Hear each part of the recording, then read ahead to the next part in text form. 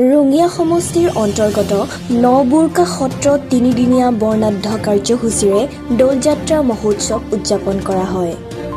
দ্বিতীয় দিনা নিশাৰ ভাগত নাগাৰা নাম উদ্বোধন কৰে অসম প্ৰদেশ বিজেপিৰ সম্পাদক ৰাতুল শৰ্মাই। বৰ্তমান উপস্থিত আছোঁ ৰঙিয়া সমষ্টিৰ অন্তৰ্গত নবুৰ্কা সত্ৰত তিনিদিনীয়া বৰ্ণাঢ্য কাৰ্যসূচীৰে আয়োজন কৰা হৈছে এই দৌল উৎসৱ। আৰু এতিয়া বৰ্তমান নাম চলি আছে, সবিশেষ দেখুৱাবলৈ আমি চেষ্টা কৰিছোঁ।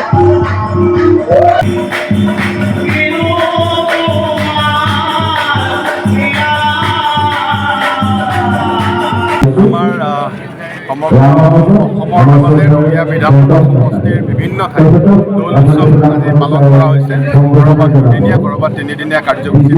আমাৰ এই নবুৰ্কা সত্ৰতো ৭৭তম দৌল মহোৎসৱ উদযাপন কৰা হৈছে। ইয়াৰ সৈতে সংগতি ৰাখি আজি দ্বিতীয় দিনাৰ অন্তিম কাৰ্যসূচী নাগাৰা নামৰ কাৰ্যসূচী আমি উদ্বোধন কৰিবলৈ পাই নথৈ আনন্দিত হৈছোঁ। নবুৰ্কা অঞ্চলৰ ৰাইজ অত্যন্ত ধৰ্মপ্ৰাণ আৰু এই অঞ্চলৰ ৰাইজৰ মাজত এক আধ্যাত্মিক বাতাৱৰণ সৃষ্টিৰ উৎসাহ উদ্দীপনা আছে। এই ধৰণৰ অনুষ্ঠানসমূহে নৱপ্ৰজন্মকো আকৃষ্ট কৰিব, আধ্যাত্মিক বাতাৱৰণৰ মাজত নিজকে সম্পৃক্ত কৰাৰ।